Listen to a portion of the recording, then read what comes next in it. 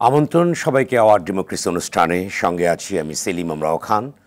অনুষ্ঠানটি শুক্র থেকে রবি এই ৩ দিন এই সময়ে আরটিভিতে নিয়মিত সম্প্রচার হয়। দর্শক, বিএনপির পক্ষ থেকে নির্বাচন নিয়ে অতি দ্রুত সংলাপের দাবি ওঠার পর আজ জাতীয় পার্টি, এলডিপি, ইসলামী আন্দোলন, খেলাফত মজলিস ও গণফোরাম সহ বেশ কয়েকটি রাজনৈতিক দলের সাথে বৈঠক করেছেন অন্তর্বর্তী সরকারের প্রধান উপদেষ্টা ডক্টর মোহাম্মদ ইউনূস। সংলাপে অংশ নেওয়া দলগুলো সরকারের কাছে রাষ্ট্র সংস্কারের রূপরেখা, নির্বাচন, সংবিধান সংস্কার, ক্ষমতা হস্তান্তরের প্রক্রিয়া কী হবে তা জানতে চাওয়ার পাশাপাশি বেশ কিছু সুপারিশ ও পরামর্শ দিয়েছেন। বিশেষ করে প্রধানমন্ত্রী পদে এক ব্যক্তির ২ মেয়াদে বেশি না থাকার প্রস্তাব দিয়েছে জাতীয় পার্টি সহ কয়েকটি রাজনৈতিক দল।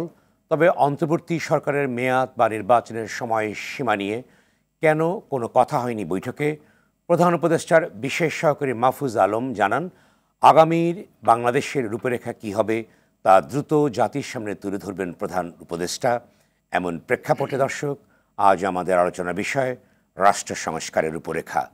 আর এই বিষয়ে আলোচনার জন্য আজ আমাদের সঙ্গে স্টুডিওতে আছেন বৈষম্যবিরোধী ছাত্র আন্দোলনের কেন্দ্রীয় সমন্বয়ক নাজমুল হাসান এবং ছাত্রদলের সাবেক ভারপ্রাপ্ত সভাপতি এবং বিএনপি নেতা শহীদুল ইসলাম বাবুল, ঢাকা বিশ্ববিদ্যালয়ের অধ্যাপক ডক্টর এস.এম. শামীম রেজা। দর্শক, আপনি আলোচনা অংশ নিতে পারেন, স্ক্রলে দেখা নম্বরে প্রতিক্রিয়া দিতে পারেন, জানাতে পারেন মতামত, প্রশ্ন করতে পারেন, লিখতে পারেন ফেসবুকেও। যাচ্ছি মূল আলোচনা বিষয় রাষ্ট্র সংস্কারের রূপরেখা। প্রথমেই আমি যাচ্ছি নাজমুল হাসান, আপনার কাছে আমি যাচ্ছি। আপনি তো সিএমএস থেকে কিছুক্ষণ আগে আপনি আসছেন এবং আপনি অন্যতম একজন কেন্দ্রীয় সমন্বয়ক, এবং অসংখ্য ছাত্র নিহত হয়েছে, যাদের রক্ত রঞ্জিত হয়েছে রাজপথ, তাদের রক্তের দাগ এখনো শুকায়নি, এবং অসংখ্য ছাত্র যারা অর্থাৎ যন্ত্রণা কাতর অবস্থায় হাসপাতালে আছেন, ক্ষত হয়েছে, বিক্ষত হয়েছে। সর্বশেষ তাদের অবস্থাটা কী আছে আপনি দেখে আসছেন, কী অবস্থা তাদের? ধন্যবাদ। ছাত্র নাগরিক অভ্যুত্থান পরবর্তী নতুন বাংলাদেশে আমরা এখন আছি। সেই বাংলাদেশকে ফিরে পেতে আমাদের যে শত শত ছাত্র নাগরিকদের শহীদ হতে হয়েছে, প্রত্যেকটা বিশ্ববিদ্যালয় ক্যাম্পাসে রক্তে রঞ্জিত হয়েছে আমার ছাত্রছাত্রী ভাই বোনদের রক্তে। আজকে আমি সিএমএস হসপিটালে গিয়েছিলাম, যে আমাদের আহত যোদ্ধারা, যাদের কল্যাণে, যাদের সাহসিকতার কারণে আজকে বাংলাদেশে আমরা মুক্ত করে নিঃশ্বাস নিতে পারি, সেই মানুষগুলো দেখার জন্য।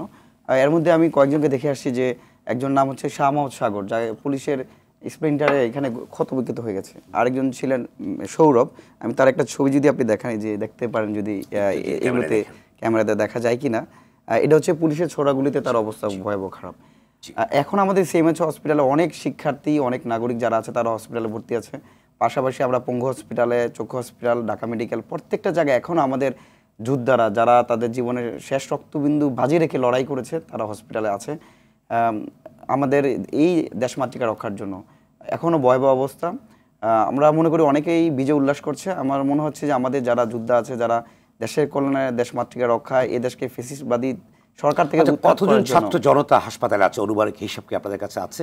এখনো প্রায় 600 থেকে 650-র মতো প্রত্যেকটা হসপিটাল, ঢাকার হসপিটালগুলোতে। আমি যেটা শুধু ঢাকাতেই আছে, ঢাকা মেডিকেল, সোহরাওয়ার্দী হসপিটাল, তারপর হচ্ছে মিটফুড হসপিটাল, তারপর হচ্ছে সিএমএইচ, তারপর হচ্ছে চক্ষু হসপিটাল, পঙ্গু হসপিটাল থেকে শুরু করে আরও অনেকগুলো হসপিটাল এখনো তারা বিভিন্নভাবে চিকিৎসাধীন নিচ্ছে আর কি। প্রপারলি ট্রিটমেন্ট তারা পাচ্ছে? আপনারা নিয়মিত খোঁজ খবর? এখন আমরা নিয়মিত তদারকি করছি, আগের চেয়ে এখন বেটার ট্রিটমেন্ট হচ্ছে। আশা করি আগামীতে আরও সুন্দরভাবে ট্রিটমেন্ট নেওয়া যাবে। মাঝখানে কিছুটা যোগাযোগ বা বিচ্ছিন্নতার কারণে হয়তো কিছু একটা গ্যাপ ছিল, আশা করছি সেটা এখন পুনরায় হচ্ছে না, এবং তাদের একটা সুচিকিৎসার জন্য আমরা বদ্ধপরিকর, আমরা চেষ্টা করছি। এবং সেই ক্ষেত্রে আমরা বাংলাদেশ সেনাবাহিনী থেকে একটা ভালো রেসপন্স পেয়েছি, অন্তর্বর্তীকালীন সরকারের প্রধান উপদেষ্টা মহোদয় থেকেও আমরা একটা ভালো রেসপন্স পাচ্ছি। কাউকে যদি বিদেশে পাঠাতে হয় আপনারা সেই প্রক্রিয়াটি করবেন? সেটাও করা হয়েছে। আমাদেরকে বলা হচ্ছে যে যারা ক্রিটিক্যাল, ঢাকা মেডিকেল থেকে ট্রান্সফার করে আমরা সিএমএইচে নিয়ে আসার চেষ্টা করেছি। সিএমএইচের যারা বোর্ড আছে এখানে, তারা যদি সাজেস্ট করে কাউকে যে বিদেশে নিয়ে চিকিৎসা দিতে হবে, অবশ্যই যারা দেশের জন্য তার জীবনের সবচেয়ে বেশি রিস্ক নিচ্ছে, যারা তার দুই চোখ এই শেখ হাসিনা সরকারের বাহিনী দ্বারা হারিয়েছে, তাদের উন্নত চিকিৎসার জন্য যা যা দরকার অবশ্যই আমরা বৈষম্যবিরোধী ছাত্র আন্দোলন সেখানে সর্বোচ্চ চেষ্টা করব, এবং যারা এই প্রত্যেকটা ফ্যাক্টরে জড়িত আছে তাদেরকে আমরা বাধ্য করব, যেভাবে হোক তাদের উন্নত চিকিৎসার জন্য, তাদের সুচিকিৎসার জন্য যেন বাইরেও আমরা নিতে পারি। ধন্যবাদ। আবারও আসবো আপনার কাছে। শহীদুল ইসলাম বাবুল, আপনি বলুন যে আপনি তো শুনলেন যে কী অবস্থা, অর্থাৎ ছাত্র জনতার গণঅভ্যুত্থানে রাজপথ রঞ্জিত হয়েছিল, অসংখ্য মানুষ নিহত হয়েছে, এবং আপনি শুনলেন নাজমুল হাসানের কাছ থেকে যে হাসপাতালগুলো ভরে আছে এখনও ছাত্রদের অর্থাৎ কাতর আর্তনাদ, জনগণের আর্তনাদ এখনো রয়েছে। এর ভিতরে আপনাদের অর্থাৎ তত্ত্বাবধায়ক সরকার 8 তারিখে ক্ষমতায় আসীন হয়েছে, তারপরে অর্থাৎ নির্বাচনের প্রসঙ্গে এসছে। 28 তারিখে মির্জা ফখরুল ইসলাম আলমগীর দেখা করেছেন প্রধান উপদেষ্টা নোবেল লরেট মোহাম্মদ ইউনূসের সঙ্গে দেখা করেছেন এবং তারা বলেছেন হচ্ছে যৌক্তিক সময় নির্বাচন এবং দ্রুত নির্বাচনের প্রেক্ষাপটটা আপনারা চেয়েছেন, কিন্তু এই যে একটা অবস্থা, এই অবস্থায় আপনারা কীভাবে? না, আপনাকে ধন্যবাদ প্রফেসর শামীম রেজা এবং নাজমুল হাসান এবং আমাদের দর্শক শ্রোতা সবাইকে আমার সালাম অভিবাদন। শোনেন, এই যে গণহত্যাটি হলো, এটা তো মানে দুনিয়ার নৃশংসতম গণহত্যার মধ্যে একটা কলঙ্কজনক গণহত্যা হিসেবে কিন্তু ইতিহাসে থাকবে। ন্যাক্কারজনক বাংলাদেশে এই ঘটনা ঘটেছে। আমরা দেখেছি যতদিন পর্যন্ত 5ই আগস্টের আগ পর্যন্ত এই হত্যাকাণ্ড, এই নৃশংসতাকে ঢেকে রাখবার জন্য, গোপন করবার জন্য রাষ্ট্রীয় প্রশাসন নানানভাবে মেকানিজম করেছিল।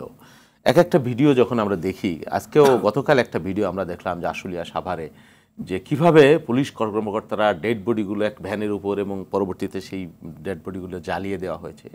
এটা নাৎসি বর্বরতা বা কি বলে হিটলারের মুসলিনির বর্বরতা চাইতে কোনো অংশ কম না, বরং বেশি, এবং করেছে এই দেশের মানুষ এবং এই দেশের যারা রাষ্ট্রের দণ্ডমুণ্ডের কথা, তাদের নির্দেশে তাদের এই লেলিয়ে দেওয়া বাহিনী দুনিয়ার ইতিহাসে নজিরবিহীন।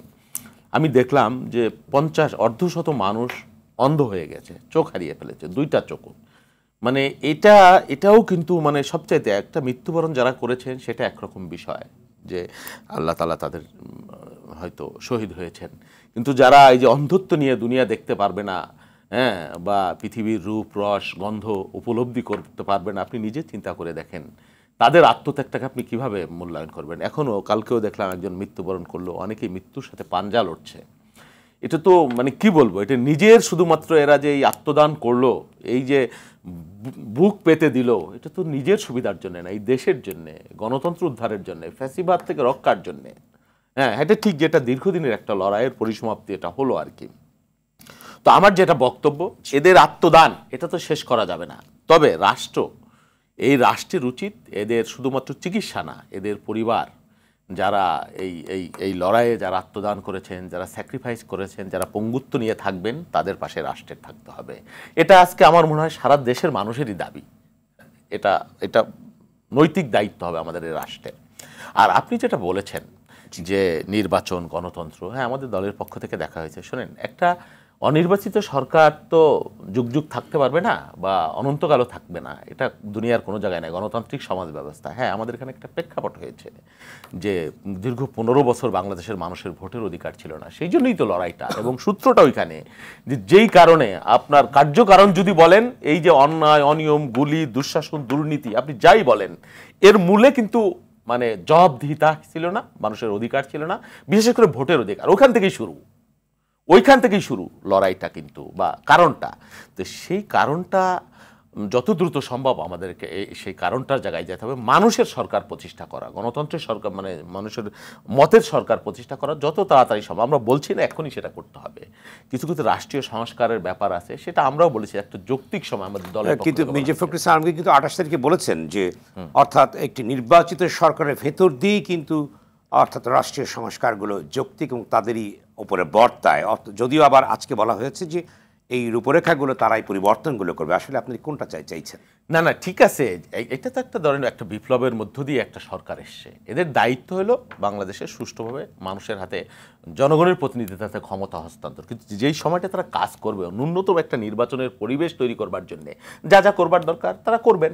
যেমন প্রতিষ্ঠান হিসেবে ইলেকশন কমিশন, এই কমিশনের অধীনে তো নির্বাচন হতে পারে না, বা প্রশাসনের উচ্চ পর্যায়ে বিভিন্ন জায়গায় পরতে ছত্রে যেসব আওয়ামী লীগের চেলা বাহিনী, চামুন্ডা বাহিনী, গুন্ডা বাহিনী বসে আছে, যারা নিষ্ঠুরতম অপরাধ করেছে, অন্যায় করেছে, তাদেরকে এই চেয়ারে রেখে তো একটা সুষ্ঠু নির্বাচনের পরিবেশ হতে পারে, এটা আমরা মনে করি না। সেই কাজগুলো ওনারা করছেন এবং আমরা বিশ্বাস করি, প্রধান উপদেষ্টা গতকাল বলেছেন যে প্রয়োজনের বাইরে কোনো সময় তারা নেবেন না। নিশ্চয়ই তারা উপলব্ধি করছেন যে ওনারাও একটা ন্যূনতম নির্বাচনের পরিবেশ তৈরি করে তারপর ওনারা জনগণের সরকারের কাছে ক্ষমতা হস্তান্তর করবেন, এটা আমাদের প্রত্যাশা এবং ওনাদের অঙ্গীকার এবং মানুষেরও দাবি। আবার আসবো আপনার কাছে আমি, অধ্যাপক ডক্টর শামীম রেজা। আপনি বলুন যে আজকে আপনি জানেন যে প্রধান উপদেষ্টা ডক্টর ইউনূসের সঙ্গে আজকে 7টি ইসলামপন্থী দল এবং গণফোরাম সহ বেশ কয়েকটি দল আজকে বসেছে সংস্কার প্রশ্ন এবং অন্যদিকে নির্বাচন সবকিছু নিয়ে ব্যাপক আলোচনা হয়েছে এবং প্রতিটি দলই অর্থাৎ বলবার চেষ্টা করেছে যে তাদের নিজস্ব দাবি দাওয়া সেখানে প্রত্যাপন করেছে। এই নিয়ে আপনার কি অর্থাৎ একদম মূল্যায়নটি আছে? একদম শুরুতেই আমিও গভীর শ্রদ্ধা জানাই আমাদের এই ছাত্র জনতার অভ্যুত্থানে যারা প্রাণ দিয়েছেন এবং যারা দুঃসহ দিন কাটাচ্ছেন আহত অবস্থায়। আমরা খুব বিস্মৃতিপ্রবণ জাতি, আমরা অতীতেরও অনেক জিনিস ভুলে গেছি এবং এই বিস্মৃতি আমাদের এত গভীরে গেছে যে একসময় নীতি পরিকল্পনাতেও তার প্রভাব লক্ষ্য করা যায়। তো আমরা যখন এই ধরনের জনপরিসরে আলোচনা শুরু করি, আমি মনে করি যে আমাদের একটু দায়িত্ব হবে অন্তত 1 মিনিট ব্যয় করে হলেও একটু খোঁজখবর নেওয়া, কে কী অবস্থায় আছেন। নিশ্চয়ই রাষ্ট্র তাদের দায়িত্ব গ্রহণ করছেন, দেখছেন। তারপরে এই কারণে কথাগুলো বলা প্রয়োজন যে বারবার স্মরণ করিয়ে দেওয়া যে কিসের মধ্যে দিয়ে আমরা আজকের অবস্থায় এসে দাঁড়িয়েছি, যে পরিবর্তনগুলো কোনো রাজনৈতিক দল করতে পারেনি, অন্য কোনো সংগঠন করতে পারেনি, এবং যে জনগোষ্ঠীর অর্থাৎ নাগরিকরা এটা করেছেন, যে তরুণরা এটা করেছেন, তারা কোনো কিছু স্বার্থের চিন্তা না করেই করেছেন। হয়তো আরও বয়স্ক নাগরিকরা করলে তাদের অনেক স্বার্থ চিন্তা সেখানে থাকতে পারত এবং তাদের সবার নামও হয়তো আমরা কখনো জানবো না বা জানাও সম্ভব হবে না। আমি মনে করি যে তাদের কথা 1-2 মিনিট স্মরণ করাটাও যে কোনো অনুষ্ঠানের শুরুতে আমাদের একটা দায়িত্বের মতোই আমি বোধ করি। আপনি যে প্রশ্ন করেছেন, দেখেন আমার কাছে 1 মাস মতো গেল, 1 মাসও হয়নি আসলে। আমার কাছে প্রথমে মনে হচ্ছে যে এখন যে সরকারটি ছাত্র জনতার অভিপ্রায়ে যে সরকার আমরা তৈরি করেছি বা যে সরকার গঠিত হয়েছে, তার অনেকগুলো ঝুঁকিও রয়েছে এবং আমি ঝুঁকি ভয় পাওয়ার অর্থে ঝুঁকি বলছি না। তার অন্যতম একটা ঝুঁকি হচ্ছে যে সরকারের যে আস্থার ঘাটতি ঘটেছিল আপনি বিগত দিনগুলোতে, আপনার প্রধান সংকট কি ছিল? আপনি আস্থাই রাখতে পারছেন না। আপনি বাজেট দিলে আস্থা রাখতে পারছেন না, আপনি প্রকল্প দিলে আস্থা রাখতে পারছেন না, আপনি রাজনৈতিক প্রক্রিয়া আস্থা রাখতে পারছেন না, নির্বাচন দিলে আস্থা রাখতে পারছেন না। তো সামগ্রিক ঘাটতিটা তো ছিল আস্থার ঘাটতি। এখন সেই জায়গা থেকে আবার একটা আস্থা ফিরিয়ে আনা, আপনি বলতে পারেন যে এই সরকারকে তো আমরাই বলেছি ভাই আপনি কাজকর্ম শুরু করেননি, তার আবার আস্থার কেন চ্যালেঞ্জ নিতে হবে? কিন্তু আস্থার বিষয়টা তো থেকেই যায়। এখন তাকে যদি আস্থার জায়গাটা নিতে হয় তাহলে তো তাকে প্রাথমিকভাবে ঝুঁকিমুক্ত করতে হবে এবং সেই ঝুঁকিমুক্ত করতে গেলে আমরা যে অংশীজনরা আছি, একটা বড় অংশীজন হচ্ছে রাজনৈতিক দল, আর একটা বড় অংশীজন আমি মনে করি যে ছাত্র জনতা, যে শিক্ষার্থীরা যারা আছেন তাদের প্রতিনিধিরা আছেন, তারা কতখানি কম চাপে রাখতে পারছেন এই সরকারকে, কম ঝুঁকিতে রাখতে পারছেন। এখন আমরা আমাদের দাবিগুলো নিয়ে আসলে দাবিগুলো কতখানি চাপ সৃষ্টির জন্য নাকি দাবিগুলো কতখানি সংস্কারের পথে যাচ্ছি সেটা স্পষ্ট হওয়া প্রয়োজন। এখন দাবিগুলো যদি এমন হয়, রাজনৈতিক দল স্বাভাবিক, রাজনৈতিক দলের তো একটা এজেন্ডা থাকে, সে নির্বাচনে যেতে চাইবে, নির্বাচনে ফিরতে চাইবে, এটা খুবই স্বাভাবিক যে কোনো রাজনৈতিক দলের জন্য। এখন আমরা যে আলোচনা শুরু করেছি এটা একটা আনুষ্ঠানিক আলোচনা, এর বাইরেও রাজনৈতিক দলগুলো মাঠে ময়দানে বলছেন, তাদের নিজস্ব ফোরামে বলছেন, এই ধরনের পরিসরে বলছেন। আমাদের লক্ষ্য রাখতে হবে যে সরকারের উপর সেটা আসলে একটা অতিরিক্ত চাপ তৈরি করছে কিনা এবং এই দাবিগুলো আসলে শুধুমাত্র নির্বাচনের কারণে অর্থাৎ একটা ক্ষমতা হস্তান্তর রাজনৈতিক নেতৃবৃন্দের কাছে। আমি স্বীকার করছি যে দিনের শেষে তো রাজনৈতিক নেতৃবৃন্দই নেবেন, সেটা এখন হোক আর যে দিনই হোক না কেন। যে কোনো সংস্কার দীর্ঘমেয়াদে তো পলিটিক্যাল প্রসেস ছাড়া আপনি কখনোই কাঙ্ক্ষিত জায়গায় পৌঁছাবেন না। কিন্তু এখন এই চাপের ঝুঁকিটা আছে কিনা, যদি থাকে তাহলে তাকেই প্রাথমিকভাবে ঝুঁকিমুক্ত করতে হবে। দ্বিতীয় হলো যে প্রত্যাশা। আপনি দেখেন কিছু ইমিডিয়েট প্রত্যাশা তৈরি হয়েছে। আপনি যদি মানুষের সঙ্গে কথা বলেন বা অন্যান্য জায়গায়, আর্থিক খাত বা অর্থ খাত তো আপনি হঠাৎ করে পরিবর্তন করতে পারবেন না। এই জায়গাগুলো চিহ্নিত করা, কোথায় কোথায় ঘাপলা হয়েছে, কোথায় কোথায় ঘাটতি হয়েছে, আমরা হয়তো জানি, সাংবাদিক হিসেবে আপনি জানেন বা আরেকজন জানেন, কিন্তু এটা একটা পরিকল্পনার মধ্যে আনতে গেলে, এটার অপনোদন করতে গেলে, ব্যবস্থা নিতে গেলে তো আপনাকে আরও সুচারুভাবে গাণিতিকভাবে আপনাকে প্রেক্ষাপটটা তুলে আনতে হবে, জায়গাগুলো চিহ্নিত করতে হবে। তার জন্য কিন্তু একটা সময়ের প্রয়োজন। এখন আমার এই এজেন্ডা বা দাবিগুলোর কারণে সেটা ক্ষতিগ্রস্ত হচ্ছে কিনা, আমি কিন্তু এখনও অন্যগুলোতে যাচ্ছি না। একই সঙ্গে দেখুন একটা বড় নিরাপত্তা ঝুঁকিও কিন্তু আছে। এটা তো একটা বড় ধরনের পরিবর্তন এবং এত বড় একটা ডিসরাপশন হলে আপনি প্রাথমিকভাবে দেখেন যে একটা দীর্ঘ সময় আমাদের কোনো সরকার ছিল না, কার্যত সরকারি বিভাগগুলো ছিল, সবই ছিল, রাষ্ট্র ছিল, মানুষ ছিল, অভ্যুত্থানকারীরা ছিলেন, অসুবিধার কিছু ছিল না। কিন্তু ওইভাবে আপনি যদি ভাবেন, এরকম সময় কিন্তু আমরা সহসা পার হইনি, বা খুব কম রাষ্ট্রে এরকম সংকট মুহূর্তে আসে যে হঠাৎ করে ব্ল্যাঙ্ক হয়ে গেছেন, কিছু নাই। তো সেখান থেকে এসে আপনি দেখেন পুলিশ বাহিনীকে এখন আপনি পুরোপুরি আগের অবস্থা আনতে পারেননি। আপনি যদি সাধারণ জননিরাপত্তার ধারণা ধরেন, এখনও বিভিন্ন জায়গায় কিন্তু আমরা দুঃখজনকভাবেও কিছু চাপ সৃষ্টি করা, এক ধরনের দখল দিতে চেষ্টা করা ব্যবসায়ীদের উপরে চাপ বা ক্ষুদ্র ব্যবসায়ীদের উপরে, তারা কিন্তু বলছেন কিছু গণমাধ্যমে আসছে, কিছু গণমাধ্যমে আসছে না, কিছু সামাজিক মাধ্যমের আলোচনা আসছে। সামগ্রিকভাবে এটা তো একটা নিরাপত্তা ঝুঁকি। তাহলে ওই সরকারের কাছে আপনি তাকে কতখানি স্টেবল হতে দিচ্ছেন, আপনি তাকে কতখানি এই জিনিসগুলো চিহ্নিত করে ব্যবস্থা গ্রহণ করতে দিচ্ছেন যেটা ইমিডিয়েট প্রয়োজন। আমরা এটা কতখানি সরকারের পক্ষে করা সম্ভব না সম্ভব তার আগে আমরা প্রত্যাশা তো করছি। এবং আপনি বলেন যে এই সবগুলো জিনিসগুলো যে আপনি জানেন যে 15 বছরের যে জঞ্জালগুলো ছিল, যে স্বৈরতান্ত্রিক ব্যবস্থাপনায় প্রতিটি ক্ষেত্রেই প্রায় ধ্বংসোন্মুখ হয়েছে, অনেক বলবার চেষ্টা করেন, সেই জায়গাগুলোকে সংস্কার করতে কি দীর্ঘ সময়ের কি প্রয়োজন আছে? কারণ অন্যদিকে সকল দলগুলো কিন্তু বলছে যে তারা যৌক্তিক সময় দিতে চায়, আবার এই সমস্যাগুলো কিন্তু যৌক্তিক প্রয়োজন। তাহলে কিভাবে একটা আমি এই কারণে ঝুঁকির কথাটা বললাম যে যতক্ষণ পর্যন্ত এই সরকারকে আমি ওই অর্থে একটা অপটিমাম লেভেলে আমি তাকে ঝুঁকিমুক্ত না করছি, ততক্ষণ সে তো তার দক্ষতা দেখাতে পারবে না। তাকে তার দক্ষতাও দেখানোর সুযোগ দিতে হবে। এখন দুদিন পরটা কি ঝুঁকিমুক্ত না, দুদিন পরেই তো আমি বলবো যে আপনার দক্ষতা নাই কেন, মানে তার কাছ থেকে আমি দক্ষ প্রশাসন চাইবো। তো দক্ষ প্রশাসন চাইতে গেলে তো তাকে স্টেবল হতে দিতে হবে।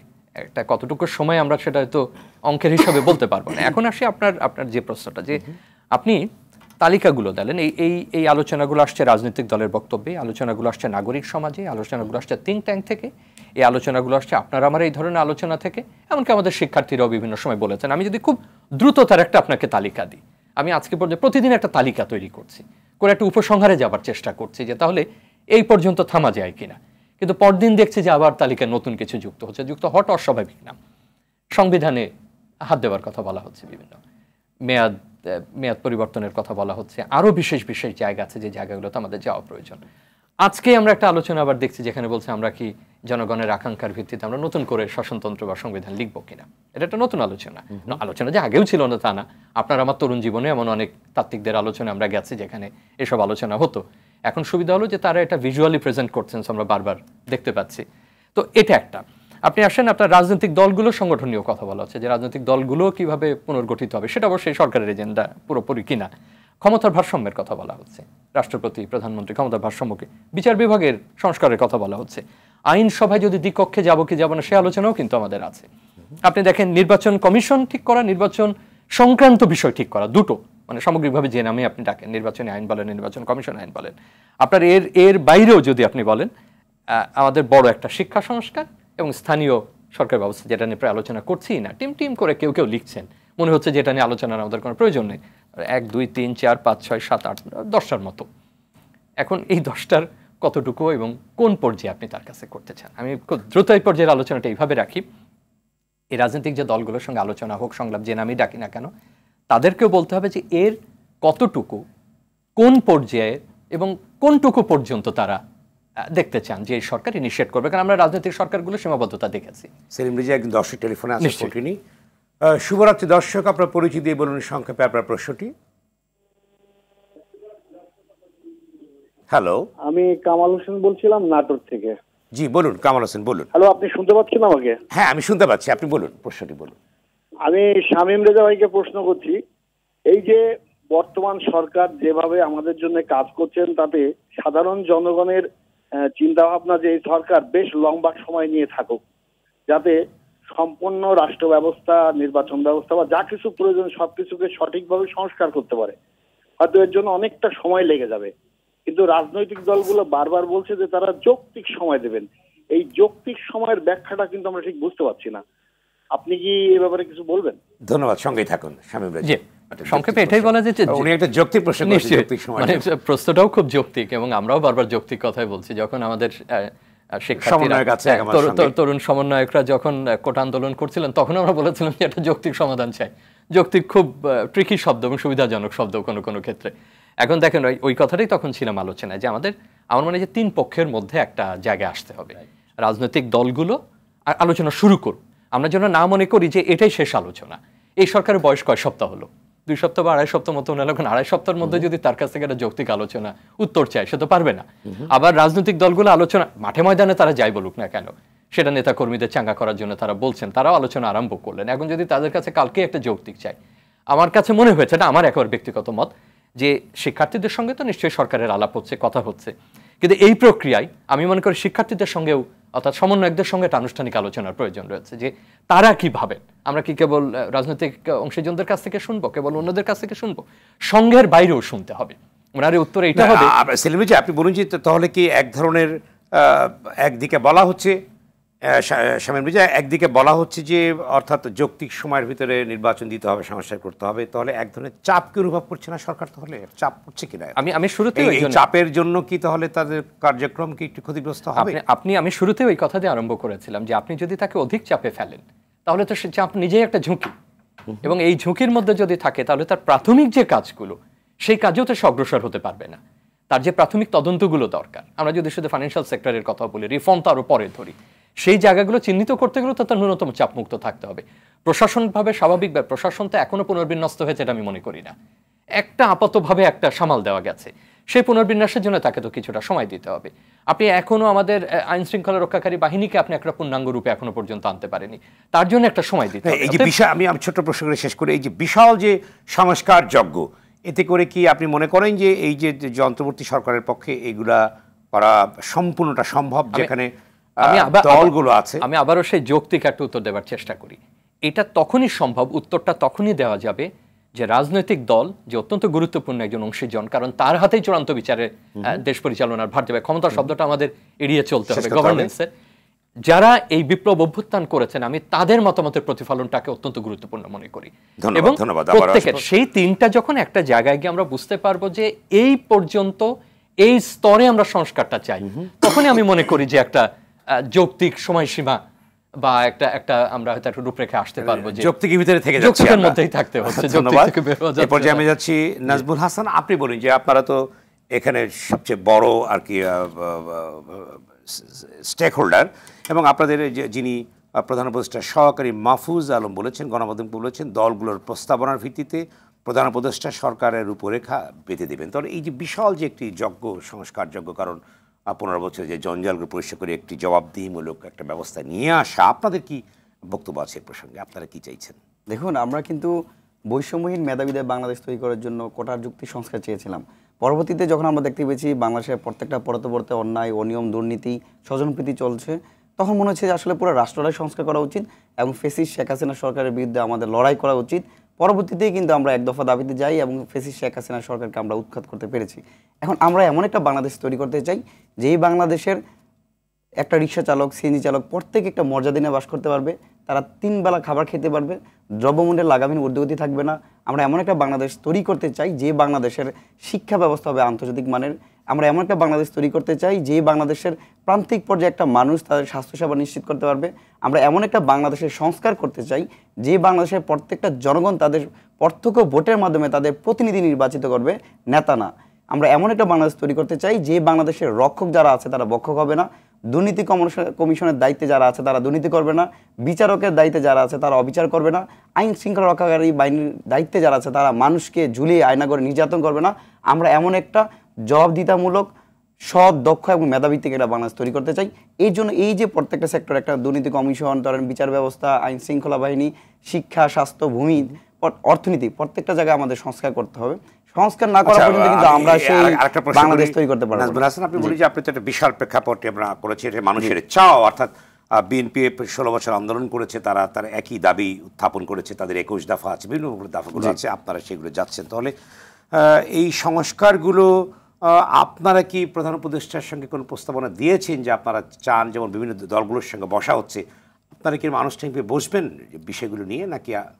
স্যার ইতিমধ্যে বলেছেন যে আসলে সব রাজনৈতিক দলের সাথে প্রধান উপদেষ্টার মধ্যে বসছেন। সেক্ষেত্রে এই গণ অভ্যুত্থানে যেহেতু একটা one of the main stakeholder হিসাবে ছাত্র আছে, আশা করি আমাদের সাথেও বসা উচিত। এখন পর্যন্ত আমাদের সাথে অফিসিয়ালি ওইরকম কোনো আলোচনা হয় নাই, যেহেতু এই গভর্নমেন্টের একটা পার্ট হিসেবে আমাদের জনাব আসিফ মাহমুদ, জনাব নাহিদ ইসলাম আছেন সরকারের। আমি মনে করি এই আলোচনার সাথে আমাদের সমন্বয়ক বিন্দু বা ছাত্র প্রতিনিধিদের সাথে বসা উচিত।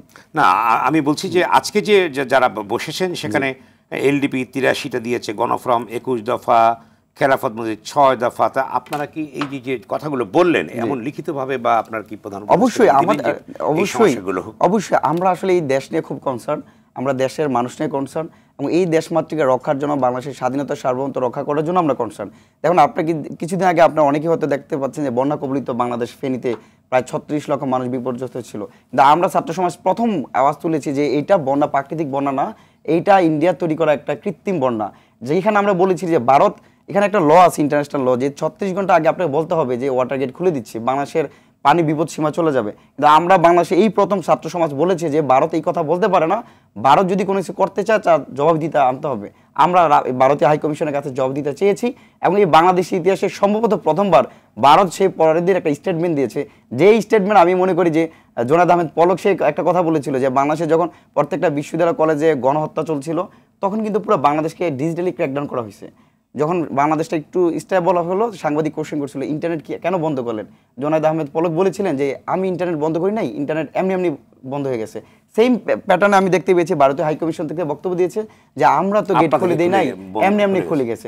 তো যাই হোক, অন্তত একটা তো স্টেটমেন্ট দিছে, বাংলাদেশের ইতিহাসে কি সেই স্টেটমেন্ট আগে পেয়েছেন?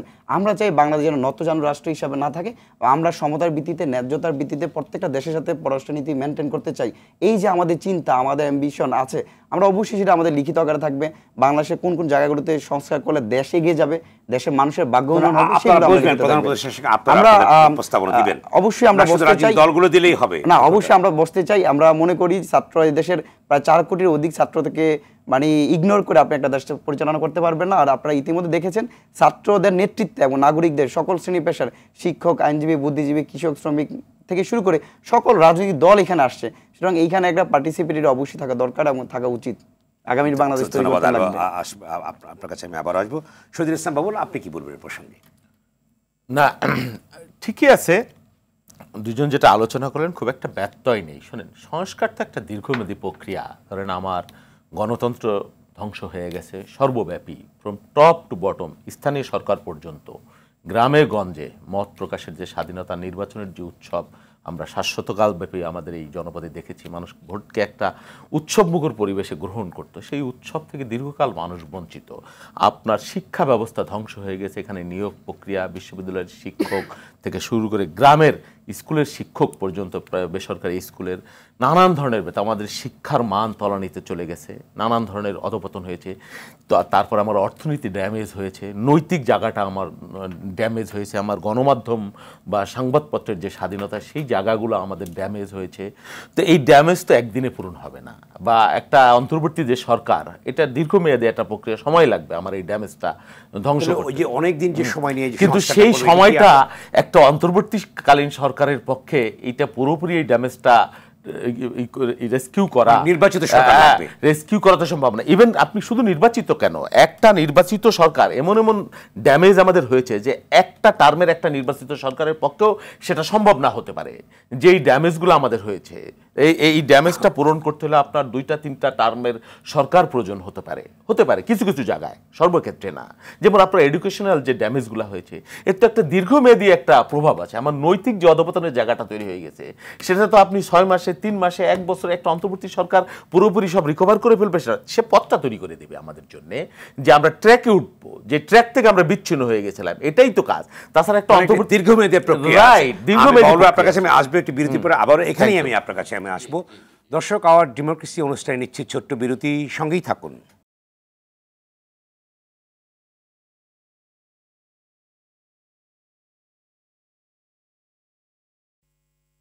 দর্শক, বিরতির পর আবারও স্বাগত আওয়ার ডেমোক্রেসি অনুষ্ঠানে। সঙ্গে আছি আমি সেলিম আমরাও খান।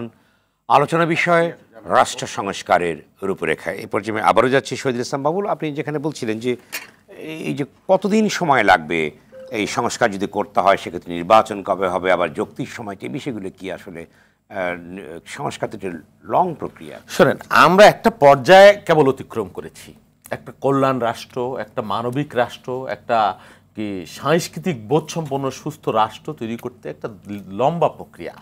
সেটাই অন্তর্বর্তীকালীন সরকার আমাদের নির্বাচন প্রক্রিয়াটা বা বেসিক যে জায়গাটা, সেই জায়গাটা ঠিক করে একটা রুট তৈরি করে দিতে পারে, বা একটা ট্র্যাকে আমাদের তুলে দিতে পারে। আপনি যত বিপ্লব বলেন, পৃথিবীর যত পরিবর্তনের, রেনেসার কথা বলেন, পরিবর্তনের কথা বলেন, সেখানে মানে কৃষ্টি, কালচার, সংস্কৃতি, গণতন্ত্র একটা মিশেল যদি না হয়, তাহলে আপনি একটা সভ্য রাষ্ট্র আপনি তৈরি করতে পারবেন না। ওই যে আমি যেটা বলছিলাম একটু আগে আপনাকে, দেখেন এই নিগ্রো বর্ণবাদ বিরোধী যে আন্দোলন, সেই আন্দোলনের একটা বই ছিল, মানে কি বলে, হ্যারিয়েট বিচার স্টোর, আমি জেলখানায় পড়েছিলাম বইটা, খুব হৃদয়ভেদী।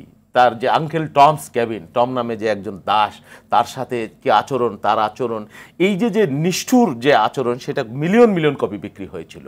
এবং এক পর্যায়ে সেই বর্ণবাদ বিরোধী আন্দোলনে এই বইয়ের ভূমিকা অতুলনীয়। আপনার ফ্রেঞ্চ রেভলিউশন বলেন, যেখানে স্পিরিট অফ লস, মতিস্কুর একটা বই ছিল যে ঈশ্বরের, রাজার ঐশ্বরিক ক্ষমতা, তা সেটাকে ভেঙে দিল একটা মাত্র বই। সেই জন্যে আমরা ধরেন একটা ফ্যাসিবাদকে, স্বৈরাচারকে আমরা উৎখাত করেছি, একটা দুর্দমনীয় স্বৈরাচারকে। কিন্তু আপনার এখানে প্রাতিষ্ঠানিক গণতন্ত্র দেখেন, বিলেতের গণতন্ত্র বলেন, 100 বছরের প্র্যাকটিসের গণতন্ত্র, পশ্চিমীদের গণতন্ত্র, যেখানে উৎকৃষ্ট গণতন্ত্র যেখানে আছে, সেটা একদিনের গণতন্ত্র তো না, দীর্ঘমেয়াদের। আমরা 90-এর পরে একটা বাস্তবতা এসেছিলাম, সেটা আমরা হোঁচট খেলাম। হ্যাঁ, স্বাধীনতার পরে আপনার এরশাদের যে সামরিকতন্ত্র, তারপরে 2001-এর পরে 2006 সালের যে মানে সামরিকীকরণের যে একটা ব্যাপার, এবং এই আওয়ামী লীগের যে 2 টার্ম 3 টার্ম যেটা হয়েছে, ন্যূনতম গণতন্ত্র তো নাই, মানে নিকৃষ্টতম স্বৈরাচারের মধ্যে আমরা চলে গেছিলাম এবং আমরা আত্মস্থ করে ফেলেছি। এবং মানুষ ভেবেছে যে এটাই আমাদের নিয়তি। মানুষের মস্তিষ্কে বা মানুষের মননে বা চিন্তায় তারা গণতন্ত্রের আকাঙ্ক্ষায় ভুলে গেছিল অনেকেই। হ্যাঁ, আমরা লড়াই করেছি, আমাদের অনেক মূল্য দিতে হয়েছে। এই অনেকেই মারা গেছে না, আমাদের এই শহীদ হয়েছে ছাত্র ভাইরা। আমি দেখলাম আমাদের ছাত্র দলেরই 136 জন ছেলে এই আন্দোলনে, তার আগে গুম 400, 500, 600 এরকম অনেক আছে। 40 লক্ষ মামলা ছিল আপনাদের বিরুদ্ধে। হ্যাঁ, আমাদের বিরুদ্ধে 40 লক্ষ, আমার নিজের বিরুদ্ধে 128টি মামলা, 2-3টা মামলার কনভিকশন, দুর্বিষহ জীবনযাপন করেছি। শুধু আমি একা না, আমার দলের শীর্ষ নেত্রী বেগম খালেদা জিয়া, দেখেন তার কি বয়স, কি বাস্তবতা, আল্লাহ তাআলার কি অশেষ মেহেরবানি, কি করুণা যে তিনি আল্লাহর রহমতে এখনো দেশে আছেন। আর তাকে যারা জুলুম করেছে, নিপীড়ন করেছে, তারা দেশে থাকতে পারছে না। হ্যাঁ, সেই জন্যে আপনি জনগণের শক্তি, সম্মিলিত জনগণের যে শক্তি, সেই শক্তিকে আপনি ভয় দিয়ে, দমন করে, মারণাস্ত্র দিয়ে কিছু সময়ের জন্য আপনি দাবিয়ে রাখতে পারেন। অনন্তকাল, এটা বারবার বলেছি, সকল সময়ের জন্য আপনি সেটা পারেন না। আচ্ছা বাবুল, একটা ছোট্ট প্রশ্ন আপনাকে করি যে এই যে সংস্কার তো একটা লং প্রক্রিয়া, আপনি বলেন যে এই মুহূর্তে কি কি সংস্কার জরুরি বলে আপনাদের দল মনে করে, যে যেটি ন্যূনতম সংস্কারটা করে একটি নির্বাচন প্রক্রিয়ার দিকে আপনি যেটা ফখরুল ইসলাম আলমগীর বলেছেন? শোনেন, নির্বাচনের আকাঙ্ক্ষা তো শাশ্বত, আর নির্বাচন বা গণতন্ত্রের বাইরে এই জাতির কোনো চিন্তা নাই মনদে, মেধায় বা মগজে। আপনি তত্ত্বাবধায়ক সরকারও যে প্রক্রিয়াটা ছিল, তারাও কিন্তু নির্বাচন করে গিয়েছে 3 মাসে। আমরা সেটা বলছি না, 3 মাসের মধ্যে নির্বাচন করে গেছে একটা দলীয় সরকার যাবার পরে। তো আমি সেটাই বলছি না যে 3 মাসের মধ্যে ওনারা করবেন। উনিও বলেছেন, প্রধানের এক ভাইজার যিনি, তিনি বলেছেন যে একদিন, যৌক্তিক সময়ের বাইরে, প্রয়োজনের বাইরে একদিনও তারা নেবেন না। আমরা তাদের কাছে যেটা প্রত্যাশা করি, আমি পার্টি সেটা বিশদভাবে হয়তো ব্যাখ্যা দিবে, বলবে, তা আমি যতটুকু বুঝি মোটা দাগে, যে একটা নির্বাচন, প্রভাবমুক্ত একটা নির্বাচনের যে একটা ন্যূনতম, আপনি শতভাগ কখনোই করতে পারবেন না, শতভাগ বা একেবারে বিতর্কহীন করতে পারবেন না, কিন্তু রাতের ভোট তো আর হতে পারবে না, বা ভোটের আগেই কেউ একজন নির্বাচিত, সেই পরিবেশ তো আর থাকবে না। যেই জায়গাগুলো নির্বাচনের সাথে সংশ্লিষ্ট, বা এই যে দুর্নীতি বিরোধী যে অভিযানগুলো যেগুলো চলছে, এই রুটিন মাফিক এগুলো চলবে, বা অর্থনৈতিক পুনর্গঠনের যে প্রক্রিয়া, এটা একটা লম্বা প্রক্রিয়া, এটা একটা অন্তর্বর্তী সরকারের পক্ষে সম্ভব না। হ্যাঁ, আমরা যেটা মনে করছি যে নির্বাচন কমিশন পুনর্গঠন করে একটা নির্বাচনের এবং প্রশাসনের যেই জায়গাগুলোতে এই অব্লিগেশন বা ব্যারিকেড রয়েছে, সেই জায়গাগুলো মুক্ত করে, এবং আরও যতটুকু সম্ভব ওনারা করবেন, সেটা করে একটা গণতান্ত্রিক সরকারের কাছে যত দ্রুত সম্ভব তারা ক্ষমতা হস্তান্তর করবেন, এটা আমরা আশা করি, এবং দেশের মানুষও সেটাই প্রত্যাশা করে, এবং ছাত্র জনতা যারা আন্দোলন করেছে তারাও মনে হয় না এর বাইরে। ধন্যবাদ। সেলিম মির্জা, আপনি বলুন যে রাষ্ট্র সংস্কারের আসলে প্রধান চ্যালেঞ্জগুলো কোথায় আছে? আপনি বললেন যে এই আলোচনার মধ্যে আমার আরো 3টা যোগ করাতে প্রায় 13টার মতো এসে দাঁড়িয়ে আছে, সেটা তো আরেকদিন আলোচনা করা যাবে যদি বলেন। তো দেখেন, একটা হলো যে আপনি 2007-এও অনেকগুলো অর্ডিন্যান্স জারি করা হয়েছিল, আমি যদি ওই অর্থে আইন বলি, কয়েকশো। তারপরে কি সেগুলো ধারাবাহিকতা রক্ষা করা গেছে? কিছু করা গেছে, অধিকাংশ করা যায়নি। স্বাধীনতার পরে যতগুলো সরকার বাংলাদেশে আসছে, প্রত্যেকে কেউ না কেউ তো সংস্কারের প্রতিশ্রুতি দিয়েছেন, কেউ না কেউ কিছু না কিছু সংস্কার করেছেন। কিন্তু দিনের শেষে 53 বছর পরে এসে এখন আপনাকে নির্বাচন নিয়ে কথা বলা হচ্ছে, বিচার বিভাগ নিয়ে কথা বলছে, আইনসভা সংস্কার করার প্রয়োজন পড়ছে, এরকম বড় বড় জায়গা অন্তত। ঠিক আছে, আমি নয় 13টা তালিকা তৈরি করেছে কয়দিনে, না হোক আমি 5টাতে আসলাম। প্রধান 3টা জায়গা আমি মনে করি, কামাল সাহেবও যে প্রশ্ন করেছেন, একটা হলো যে আপনি এটা ইনিশিয়েট করবেন কিভাবে। এখন ইনিশিয়েট করতে গেলেও কিন্তু আপনার একটা প্রস্তুতি লাগবে। এই জায়গাটা চিহ্নিত করা, অংশীজনদের সঙ্গে বসে আপনি এটা ইনিশিয়েট করলেন, তারপরে কি আপনি পূর্ণাঙ্গ বাস্তবায়নে যেতে পারবেন? আপনি পূর্ণাঙ্গ এই সরকার তো বাস্তবায়নে যেতে পারবে না, কিন্তু আংশিক তো তাকে মাঠে গড়াতে হবে জিনিসটা। অন্তত পক্ষে আপনি যদি সেটার একটা না দেখাতে পারেন যে এই রূপরেখা তৈরি করা হয়েছে, এই সংস্কার করা হয়েছে এবং এই সংস্কারটা বাস্তবায়নযোগ্য, সেটা তো একটা টেস্ট কেস থাকবে। আমি যদি একেবারে গবেষণার ভাষাতেও বলি, নতমত তো একটা প্রিটেস্ট তো করতে হবে যে ভাই এটা মাঠে নিয়ে যাওয়ার আগে এটা চলবে কিনা, তারপরে যে নির্বাচিত সরকার আসবেন তারা সেটা পূর্ণাঙ্গ বাস্তবায়ন করবেন। এখানে কথাটা শেষ না, তার জন্য যে সামাজিক এবং রাজনৈতিক সংহতি দরকার, সেই পরিবেশ তো আপনি হঠাৎ করে তৈরি করতে পারবেন না। এই অনুষ্ঠানে আসবার আগে বাংলা মোটরে খুব বেশি তখন ট্রাফিকের চাপ, কিছুক্ষণের মধ্যে ওয়ার্ল্ড ট্রেড টাওয়ার সবাই আমরা জানি, তার পাশে একটা ফুটপাথ, এবং সেই ফুটপাথে যদি 10টা মোটর বাইক থাকে 8টা মোটর বাইক ফুটপাথে উঠে গেল। এবং যারা হেঁটে যাচ্ছিলেন অপেক্ষাকৃত তরুণ, তারা এখন বিপ্লব পরবর্তীতে যথেষ্ট সহিষ্ণু সহনশীল, তারা অত্যন্ত উদারভাবে এক পাশ করে তাকে যেতে দিলেন। আপনি যদি কিছুদিনের মধ্যে এত বড় রক্তক্ষয়ী একটা অবস্থার পরে যে বর্ণনা আমরা প্রত্যেকে দিলাম, এই যদি আমার বোধোদয় হয় যে মুহূর্তের মধ্যে আমি ট্রাফিক জ্যাম দেখে ফুটপাথে উঠে যাচ্ছি, আপনি এই সংস্কৃতির যে রিফর্ম, সেই রিফর্ম আপনি কোন গণিত দিয়ে করবেন এবং কোন সময়কাল দিয়ে আপনি তাকে নির্ধারণ করবেন? আপনি এটা কোন সময়কাল দিয়ে নির্ধারণ করতে পারবেন না। আমাদের সময় আপনার রফিক ভাই নামের সুশ্রমণ্ডিত একজন ব্যক্তি ছিলেন, তিনি বিএনপির একটা সাংস্কৃতিক সংগঠন ছিলেন, এইটা নিয়ে তাকে খুব তৎপর দেখতাম আমরা ক্যাম্পাসে, এবং তাকে অন্যরা খুব সিরিয়াসলি নিত বলে মনে হয় না। বারবার বলার চেষ্টা করতো যে সঙ্গীত সংস্কৃতি এগুলো না থাকলে দলটা টিকবে কি করে।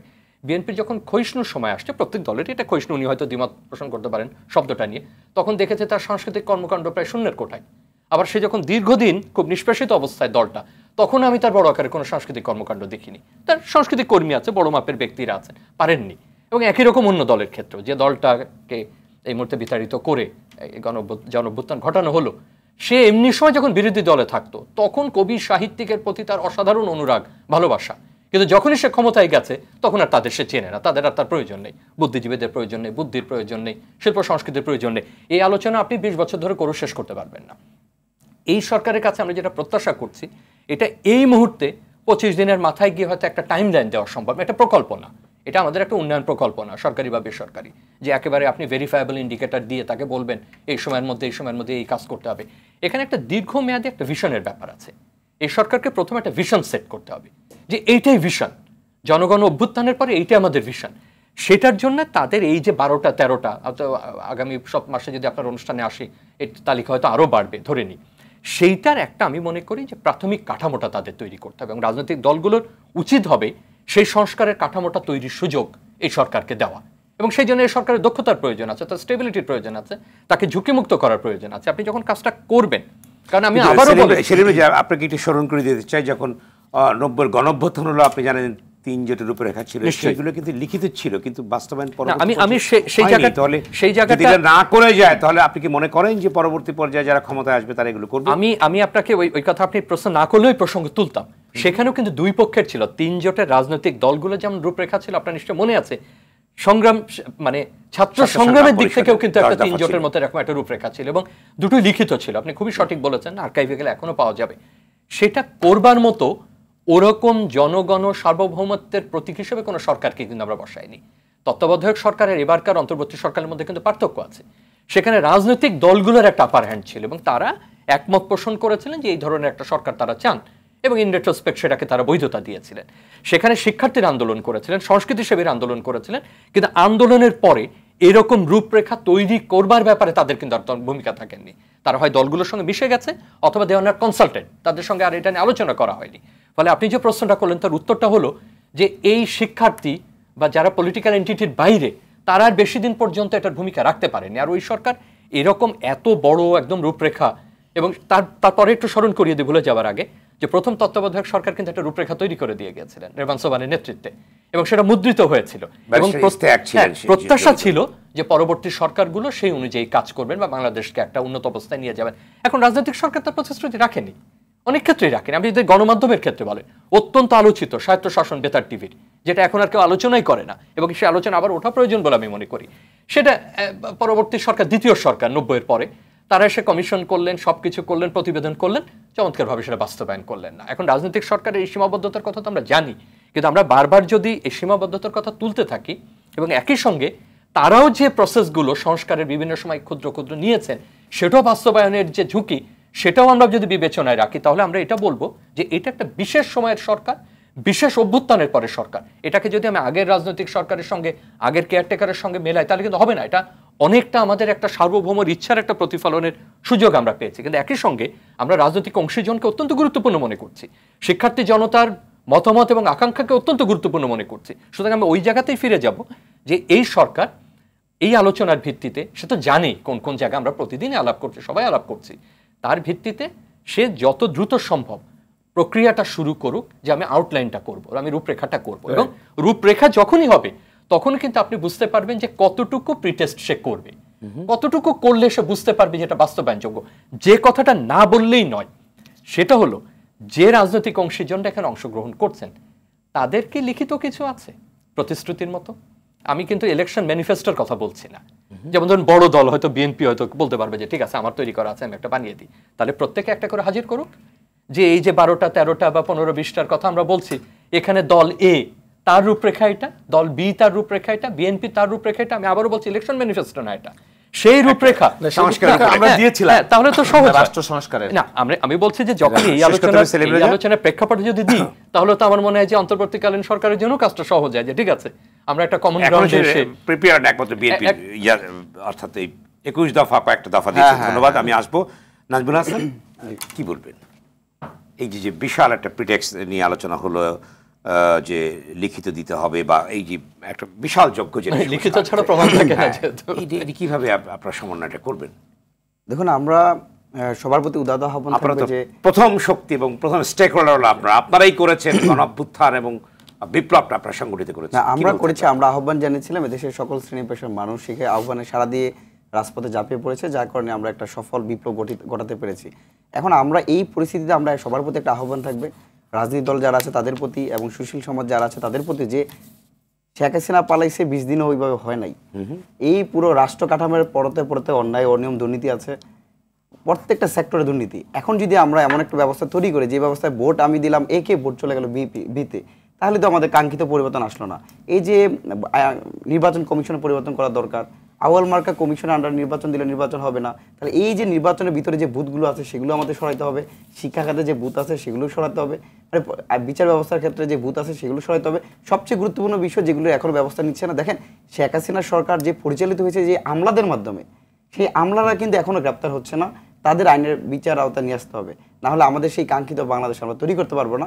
সেক্ষেত্রে আমরা প্রত্যেকটা দলের প্রতি আহ্বান থাকবে, আপনারা গত 16 বছর 17 বছর অনেকদিন ধৈর্য রেখেছেন, আন্দোলন করেছেন, সংগ্রাম করেছেন, এখন অন্তত আমাদেরকে এই অন্তর্বর্তীকালীন সরকারকে, ছাত্র নাগরিক অভ্যুত্থান পরবর্তী যে সরকার গঠিত হয়েছে সেই সরকারকে আপনারা একটা সময় দেন, যেই সময়টা আমরা আসলে আমি একজন স্টুডেন্ট হিসাবে, ছাত্র প্রতিনিধি হিসাবে অনেক বেশি মনোক্ষুণ্ণ এবং কষ্ট পেয়েছি এই জায়গাতে, যেখানে আমরা প্রায় 36 লাখ মানুষ বন্যায় প্লাবিত হচ্ছে, ফেনী, চট্টগ্রাম, কুমিল্লা, চাঁদপুরের মানুষ, খাগড়াছড়ির মানুষগুলো মানে 55 লাখ লোক ক্ষতিগ্রস্ত হয়েছে, প্রায় 50 লাখ। সেখানে মানুষগুলো মানে তাদের জীবনের নিরাপত্তা নাই। আমরা একটা কথা বলতে পারি যে আমরা যদি 2 দিন না খেয়ে থাকি তাও বেঁচে থাকতে পারবো, যে মানুষগুলো 2 মিনিট পানি নিচে থাকবে তারা কি বাঁচতে পারবে? সেই একই সময়ের বাস্তবতার প্রেক্ষিতে যদি আমরা দেশ কোথায় যাবে, নির্বাচন কেন হচ্ছে না, সেটা আমরা মনে হয় না যে ওই বর্তমান পরিস্থিতির সাথে মানে স্বাভাবিক একটা পরিস্থিতি মনে হচ্ছে না। রাজনৈতিক দলগুলোর প্রতি আমরা উদাত্ত আহ্বান থাকবো, আপনারা আরও একটু ধৈর্য ধারণ করেন, এই সরকারকে সাপোর্ট করেন। আপনারা যত চাপ দিবেন ততই আমি মনে করি স্বৈরাচার শেখ হাসিনার পক্ষে সেটা যাচ্ছে, কারণ এই ফেসিবাদী শেখ হাসিনার সরকারের প্রত্যেকটা জায়গায় আজ্ঞাবহ দলদাস চাটুকার লোকগুলো আছে, সেগুলোকে সরাইতে হবে এবং এই কাঙ্ক্ষিত বাংলাদেশ, মুক্তিযুদ্ধের স্বপ্নের বাংলাদেশ অথবা 24-এর নাগরিক অভ্যুত্থান বাংলাদেশের সবার স্বপ্নের বাংলাদেশ তৈরি করতে হলে আমাদের সবাইকে কাঁধে কাঁধ হাতে হাত মিলিয়ে কাজ করতে হবে। সবাইকে বলবো কিছুটা সময় দেন, আশা করি তাহলে আমাদের কাঙ্ক্ষিত বাংলাদেশ আমরা জাতীয় ঐক্যের ভিতর দিয়ে অবশ্যই প্রত্যেকটা শ্রেণী পেশা। আপনাকে আমি শুনছিলাম, তারা ভালো বলতে হবে, আমি সংক্ষেপে বলবো, 1-2 মিনিটের মধ্যে শেষ করে দেবো। শোনেন, একটা বিভাজন মুক্ত রাষ্ট্র সমাজ, একটা কল্যাণ রাষ্ট্র, মানবিক রাষ্ট্র প্রত্যেকেরই আকাঙ্ক্ষা। হ্যাঁ, নাজমুল যেটা বললো তার সাথে আমি একটু ব্যত্যয় করি। আমাদের বন্যা হয়েছে, আপনি দেখেছেন যে বন্যার মধ্যে রাজনৈতিক দল হিসেবে বিএনপি 10 কোটি টাকা কিন্তু এই বন্যাতের জন্য, এবং যার যা শক্তি আছে আমরা নেমে গিয়েছি। হ্যাঁ, আপনার সব একসাথে চলতে হবে, কিন্তু রাজনীতিও একসাথে চলতে হবে। বন্যা হয়েছে জন্য রাজনীতি হবে থাকবে সেটা আমি মনে করি না, সব কাজে আমাকে করতে হবে। আমি বলিনি যে এই বন্যার মধ্যে আপনি আমাকে নির্বাচন দিয়ে দেন, ক্ষমতা হস্তান্তর। নাজমুল, আমি একটু ক্লিয়ার করি, বন্যা হয়েছে ঠিক আছে, আমাদের অবশ্যই বন্যা এটা প্রায়োরিটি, কিন্তু বন্যার জন্য আমরা বসে নেই, আমাদের দল সর্বাত্মকভাবে নেমেছে এবং যেই পরিশ্রম, যেই ঝুঁকি নিয়েছে সেটা করছি আমরা। আমি বলিনি যে বন্যার মধ্যে আপনি নির্বাচন দিয়ে ক্ষমতা হস্তান্তর করেন, সেটা বলিনি। আমাদের কাজ চলছে, রাজনীতি চলছে, আমাদের অর্থনীতিও থেমে থাকবে না, আমাদের জীবনও থেমে থাকবে না, আমাদের খাবারও থেমে থাকবে না, আবার বন্যার যে পুনর্বাসনের কাজ সেটাও আমাদের থেমে থাকবে না। আমরা বলিনি যে কালকেই নির্বাচন দিয়ে দিতে হবে, আমরা বলেছি একটা যৌক্তিক বা টাইম লাইনও আমরা দিয়ে দিইনি কিন্তু দলের পক্ষ থেকে। সেই জন্য যারা সরকার আছে তাদের অস্থির হওয়ার কোনো কারণ নাই। ছোট্ট একটি প্রশ্ন করে আমি শেষ করতে চাই, আপনারা তো বিভিন্ন জায়গায় যে দখল চাঁদাবাজি বিভিন্ন অভিযোগ ছিল এবং আপনারা ব্যাপকভাবে সেই ব্যাপারে কিন্তু উদ্যোগগুলো নিয়েছেন, স্পেল করেছেন, এটা কিভাবে সবাই প্রতিক্রিয়া কি হয়েছে? শোনেন, প্রতিক্রিয়া কি হয়েছে আমি জানি না, আপনি দেখবেন ডাস্ট অ্যাকশন বিএনপির পক্ষ থেকে যখন যেটা যেখানে আসে এক মুহূর্ত দেরি করা হয় নাই, 1 ঘন্টা 2 ঘন্টার মধ্যেও অ্যাকশন শুরু হয়েছে এবং পার্টির শীর্ষ নেতৃত্ব থেকে শুরু করে এত বড় বৃহৎ দল নানান জায়গায় নানানভাবে লক্ষ লক্ষ কর্মী নানানভাবে নির্যাতিত। এবং এরকম ঘটনা যেমন চাঁদপুরে একটা ঘটনা বলা হয়েছে যে স্বেচ্ছাসেবক দলের এক নেতা সরকারি কিসের জায়গা দখল করে মার্কেট নির্মাণ করছেন, পরে প্রশাসন যে সেখানে ঘোষণা করেছে যে এটা সরকারি জায়গা না, যিনি করেছেন ওনারই জায়গা, আপনারা দেখেছেন হয়তো। সেই ধরনের নানান ধরনের বিভ্রান্তি হয়েছে। আবার ঘটনা ঘটছে না তাও না, দল বসে নেই, প্রথম দিন থেকে আমরা আমাদের দল অ্যাকশন নিয়েছে। সে যে আমি যে যত বড় নেতা হয় আমার বিরুদ্ধেও কিন্তু দল বসে থাকবে না যদি মনে করে, তারপর সেটা তদন্ত হচ্ছে। গুণগত পরিবর্তন, হ্যাঁ সেটাই আওয়ামী লীগের সাথে এটা যে পার্থক্য, এবং এখানে জিরো টলারেন্স। ধন্যবাদ আপনাদের সবাইকে আলোচনা। সন্ত্রাসমুক্ত নিরাপদ বাসযোগ্য বাংলাদেশ তৈরি করতে চাই। ধন্যবাদ নাজমুল হাসান, আপনাদের তিনজনকেই অংশ নেবার জন্য ধন্যবাদ।